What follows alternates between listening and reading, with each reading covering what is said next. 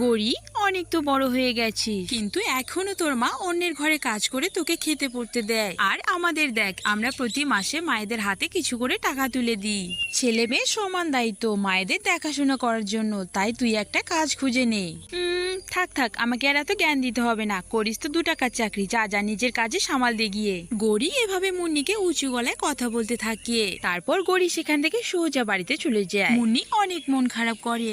গড়ি তার মায়ের কাছে আসলে তার মাও সেই একই কথা বলতে থাকে। গড়ি, মা, অনেক বড় হয়ে গেছিস, এখন তো তোকে বিয়ে দিতে হবে, তাই নিজে কিছু করতে শিখ। তোর বয়সে সব মেয়েরাই কাজ করে, শুধু তুই এদিক ওদিক ঘুরে বেড়াস। তোর মা কি আর সারা জীবন বেঁচে থাকবে? তাই সময় থাকতে নিজে কিছু কর। আমার দিন আর ফুরিয়ে এলো বলে। গড়ি বেশ কিছুক্ষণ ভাবতে থাকে। সে ভাবতে থাকে তার তো কোনো কাজই করতে ইচ্ছা করে না। আচ্ছা আচ্ছা, হয়েছে মা, চুপ করো। এত করে বলছো যখন, তাহলে পাশের জঙ্গলে কালকেই যাব কাজ খুঁজতে। এবার আর আগের মতো করবি না জানো, যেখানেই কাজ করবি দায়িত্ব নিয়ে কাজ করবি। হ্যাঁ হ্যাঁ, ওসব নিয়ে আর তোমার চিন্তা করতে হবে না। এবার কাজ পেলে তবেই বাড়িতে আসবো, তার আগে নয়। এর পরের দিনই গড়ি তৈরি হয়ে যায় কাজের সন্ধানের জন্য।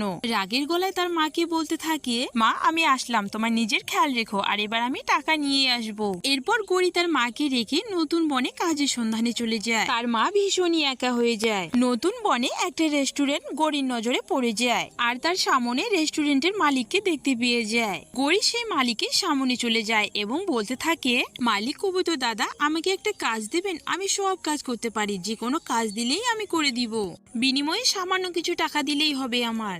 আরে হ্যাঁ হ্যাঁ, একটা কাজ তো ফাঁকাই আছে। আমার ম্যানেজার কিছুদিনের জন্য বাড়িতে গেছে, তাই তুমি সেই কাজটা করো। চলো চলো, কোথায় কি আছে সবটা তোমাকে দেখিয়ে দিই, কোনো অসুবিধাই হবে না তোমার। তাই চলো কবুতর দাদা, সবটা বুঝিয়ে দাও। এরপর গড়ি তো কাজ পেয়েই গেল।